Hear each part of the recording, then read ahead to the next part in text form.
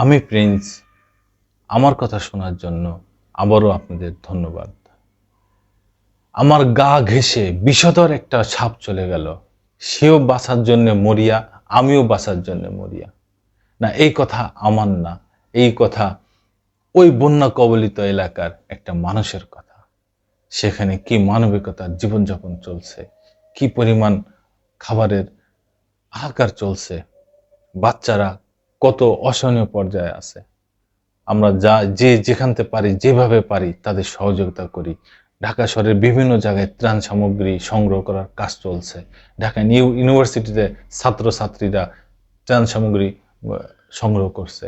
আমরা সবাই তাদের কাছ থেকে তাদের তাদের আমাদের নিজেদের যা যতটুকু পারি, দরকার হলে এক বোতল পানি কিংবা এক মুঠ চিড়ে, যা যতটুকু সমর্থ সবাই ওই সংগ্রহকারীদের হাতে তুলে দেওয়ার ব্যবস্থা করি।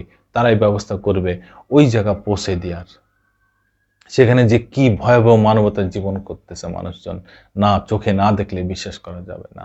যারা ওই পরিস্থিতিতে পড়েছে তারাই শুধু জানে। তো আমরা অবশ্যই এই ত্রাণ দেওয়াতে সহযোগিতা করব।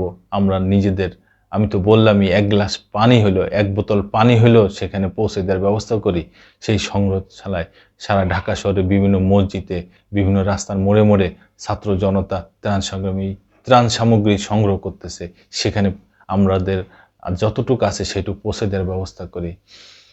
খুব ভয়াবহ জীবন চলতেছে। প্রথম হলে একটা নিউজ হয়েছে, সেই নিউজটা আপনাদের সাথে একটু শেয়ার করি। কোথাও কোমর সমান পানি, কোথাও গলা সমান, সঙ্গে তীব্র স্রোত। এর মধ্যেই 3 কিলোমিটার পথ পাড়ি দিলেন। পথে যেতে যেতে দেখলেন দুর্গত মানুষের অসহায়ত্ব। ছাগলনাইয়ের শিমুলিয়ায় যাওয়ার অসহনীয় দুর্ভোগের কথা শোনাচ্ছেন কাজী সুলতানুল আরেফিন। তার বাড়ি ওই ছাগলনাইয়ায়। আমি ঢাকাতে ছিলাম। 21শে আগস্ট ফেনীতে পৌঁছাই। সেখান থেকে ছাগলনাইয়ার পথ ধরে দেখি মূল সড়কে যান চলাচল বন্ধ। আমার মতো আরো কয়েকজনকে পেলাম। সবাই মিলে কাকুতি মিনতি করে একজন পিকআপ চালককে রাজি করায়। আমাদের নিয়ে এগিয়ে চলেন তিনি। ছাগলনাইয়ার পাঠাননগর অবধি পৌঁছানোর পর পিকআপের আর এগোনোর উপায় থাকে না। সেখান থেকে আমাদের গ্রাম শিমুলিয়া আরো 3 কিলোমিটার দূরে। মরলে পরিবারের কাছেই মরবো, এই পণ করে পানিতে নেমে পড়ি। কোমর সমান পানি, সঙ্গে স্রোত। স্রোতের বিপরীতে যেতে হচ্ছে। রীতিমতো যুদ্ধ করে এগিয়ে চলা।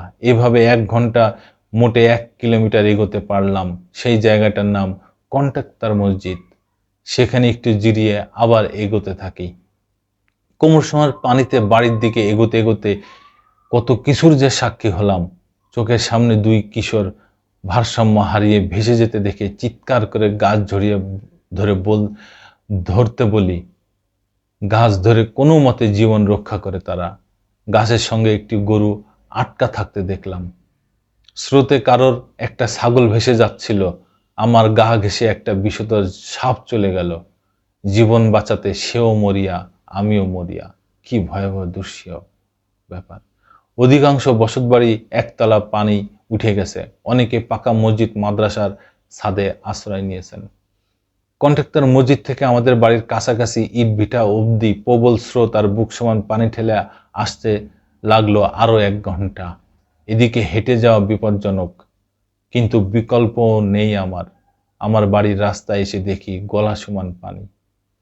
কোনো মতে না কুচিয়ে মাথা তুলে অনুমান করে করে বাড়ির দিকে এগোই। আমাদের বাড়িটা একটু উঁচু জায়গায়, তারপরও চৌহদ্দি ডুবে গেছে। বসরত করে ভিতরে ঢুকে ঘরের দরজায় দাঁড়ায়। মুহুরী নদী আমাদের বাড়ি থেকে 3 কিলোমিটার। নদীতে পানি বাড়লেও তার প্রভাব আমরা খুব একটা টের পেতাম না। সর্বশেষ মনে আছে, ছোটবেলায় বাড়ির পাশের রাস্তায় হাঁটু সমান পানি দেখেছিলাম। 40 বছরের জীবনের সেই সময়। কিন্তু এবার যা দেখছি এ এক ভীতিকর পরিস্থিতি। আমাদের বাড়িটা দোতলা। চোখের সামনে ধীরে ধীরে পানি বাড়তে দেখলাম। সেই পানি ঘরে ঢুকে গেল। দ্রুত একতলা থেকে বিছানা, কাপড় চোপড় আর খাবার দাবার যা ছিল দোতলায় তুলে নিই। আর কোনো আসবাবপত্র সরাতে পারলাম না, মুহূর্তেই তলিয়ে গেল পানিতে। আশেপাশে বাড়ি থেকে মানুষ এসে আমাদের বাসার ছাদে আশ্রয় নিল। আসলে গ্রামে যেসব দোতলা বাড়ি আছে সবই এখন বন্যা আশ্রয় কেন্দ্রের মতো হয়ে গেছে। 21 আগস্ট রাতটা অস্থিরতায় কাটলো। 22 আগস্ট সকাল হতেই রাস্তায় মাথার উপরে পানি। দোতলায় 3 রুমে আমরা প্রায় 30 জনের মতো আছি। কেউ কেউ ছাদেও গিয়ে বসে আছে। সামান্য কিছু শুকনা খাবার আছে, মিলেমিশে অল্প অল্প করে খাচ্ছে। মোবাইল নেটওয়ার্ক নেই, এমন পরিস্থিতি কোনো দিকেও কারোর খোঁজ নেওয়া সম্ভব হচ্ছে না। এই হচ্ছে ওই জায়গার অবস্থা। তার নিজের বাড়ি, সে কোথায় আশ্রয় নিয়েছে, কি অবস্থায় আছে, সবকিছুই সে নিজে থেকে বলল।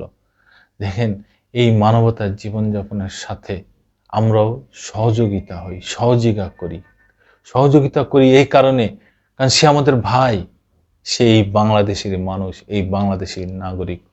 এখানে সব দলকানারা এখান থেকে বেরোয় যান, যারা দলাদলি করেন তারা এখানে থেকেন না, তারা এই দেশ থেকেই চলে যান।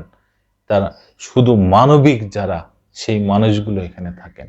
আজকে হাজার হাজার মানুষ, ছাত্র জনতা এই মানবিকতা, এই নিজ উদ্যোগে তারা তাদের সহযোগিতা করে যাচ্ছে। আমরা যার যেখান থেকে পারি সেখান থেকে সেই অবস্থায় আমরা সহযোগিতা করি। একটা বোতল পানি দিয়ে হলেও, এক মুঠা মুড়ি দিয়ে হলেও তাদের সহযোগিতা করি, কারণ তাদের এখন খাবারের অভাব, সুপেয় পানির অভাব। ধন্যবাদ। আবার আসবো আমি নতুন কোনো কথা নিয়ে, নতুন কোনো ঘটনা নিয়ে।